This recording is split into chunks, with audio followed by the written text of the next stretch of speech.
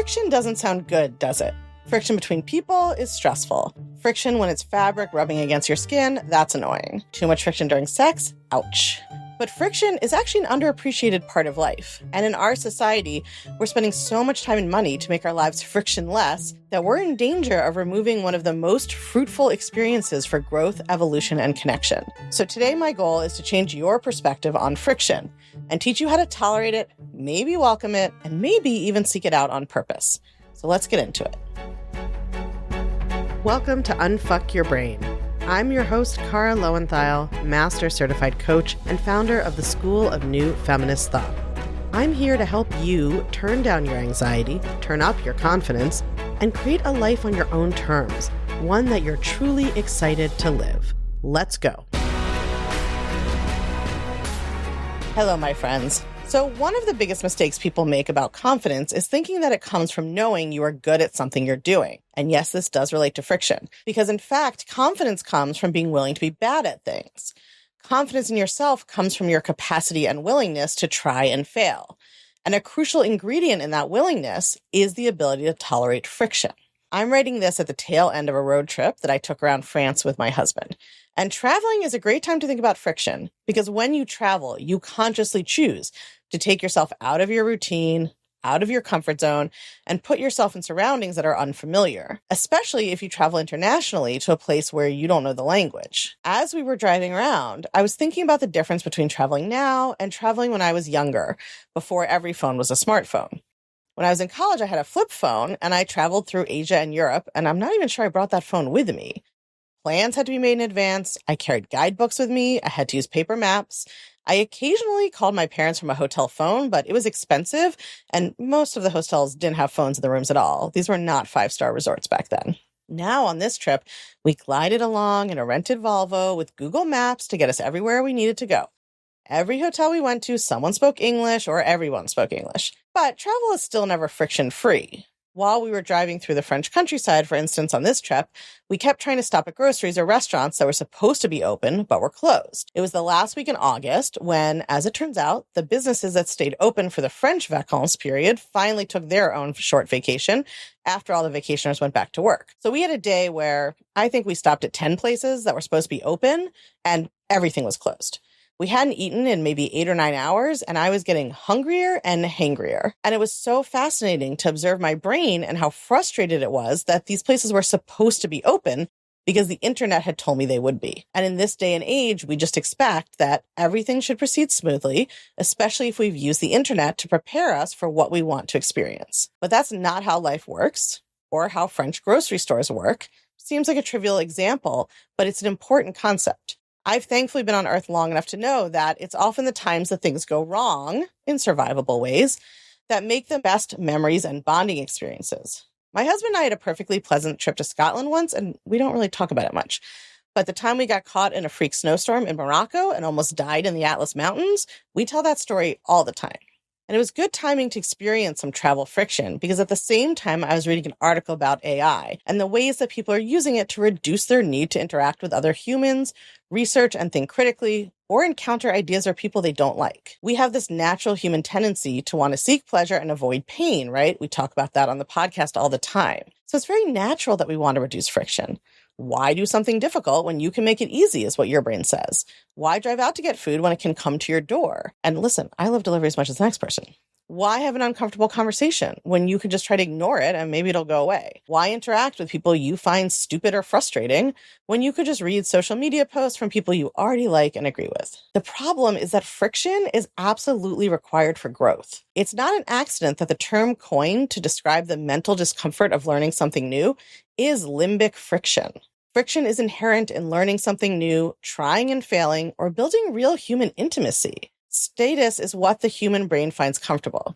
Whatever is familiar, whatever you already do, however you already live, that's what's comfortable, so that's what your brain associates with being safe. I'm not saying we need to be pushing ourselves into agony every minute on purpose, but this metaphor holds true even on a biological level. Think about how vaccines work. In order to grow immune protection that keeps us healthier longer, our bodies have to have some friction happen by responding to the vaccine. That's why we can get side effects.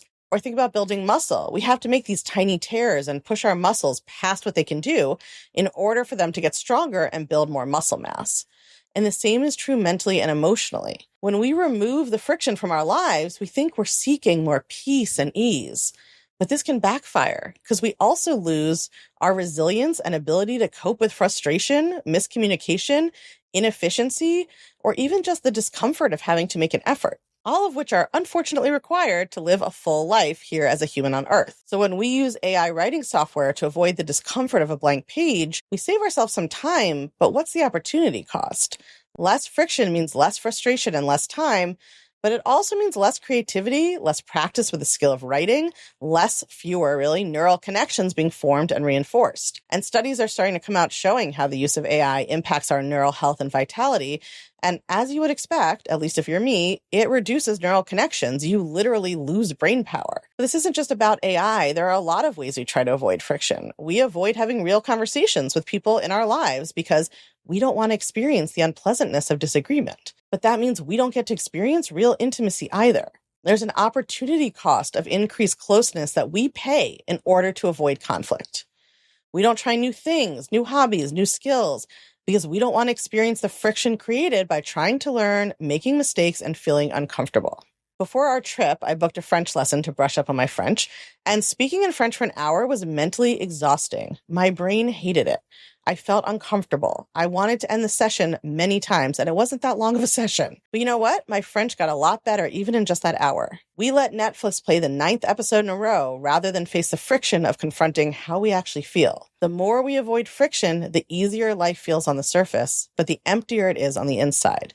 The more sanitized it becomes, and the more isolated we become.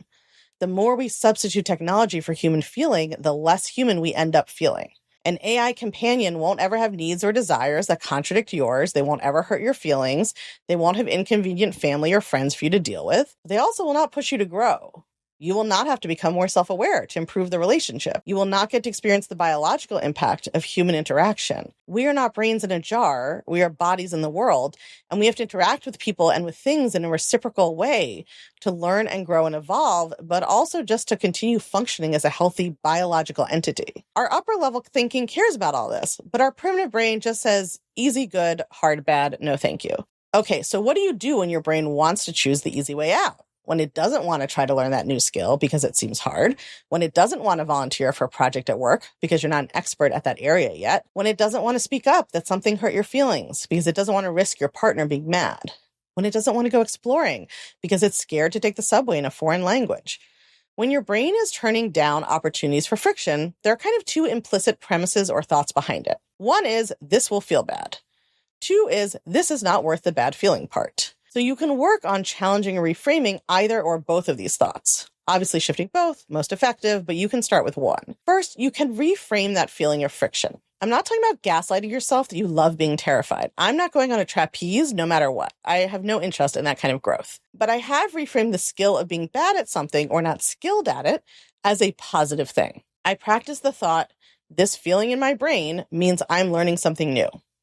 Or this frustration means I'm getting better at something. Our brain thinks that our frustration or discomfort means we're failing or we're in danger, but we can reframe it to believe that frustration or discomfort is actually a sign of improvement and growth. When I try something new or something I'm not good at, I prepare in advance to have that feeling. Just like if I were going to exercise, I'd be prepared to be out of breath. Deciding ahead of time that you want to do something and that the feeling of friction is a sign it's going the way it's supposed to is very powerful, and it flips your brain's assumption on its head. If you're a visualizer, you can visualize that moment. I can't visualize, so I just imagine how it's going to feel, and I tell myself ahead of time, this feeling is not a problem. This feeling is a good sign that I'm gaining resilience in something. The second thing you can do is ask yourself why the friction is worth it. It's very hard to convince the brain to do something uncomfortable with no payoff, which honestly makes sense. Why stick your hand on a hot stove for no reason? You'd actually be kind of crazy to be willing to do that. But my brain going, no, friction, no thanks, is not a considered evaluation. That's just a default judgment. It's my job to explain to myself why it's worth it. I'm willing to feel friction in order to get better at French because I want to be more fluent in the language, and one of my values is growth. I'm willing to feel friction in order to raise hurt feelings with my husband because I want us to have an open, honest relationship, and one of my values is honesty. This exercise doesn't have to relate to a core value because it's not always a high-stakes endeavor, but even when it doesn't, you can identify the positive result you'll get for the friction. Your primitive brain doesn't want to walk into a field of brambles for no reason.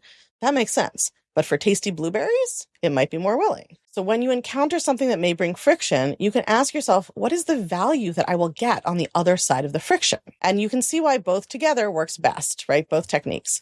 An ongoing practice of reframing friction as a positive sign of growth, and a specific practice in specific instances of articulating for yourself what value is on the other side of the uncomfortable experience. And this can be done even when something's happening unexpectedly. So when we were on our road trip and I was at the 5th closed store or restaurant with my blood sugar dropping, I decided, okay, this is going to be an opportunity for me to practice encountering friction without getting frustrated and mad about it. And that's valuable to me. I want to be someone with ever-increasing resilience and equanimity when frustrations happen, and it works best to start with small things like stores being closed. Ultimately, you can start to build an identity as someone who can tolerate bigger problems and who even seeks out friction. And the more you identify that way, the more opportunities for productive friction you'll find around you, and the more you will grow and learn as well. See you next week.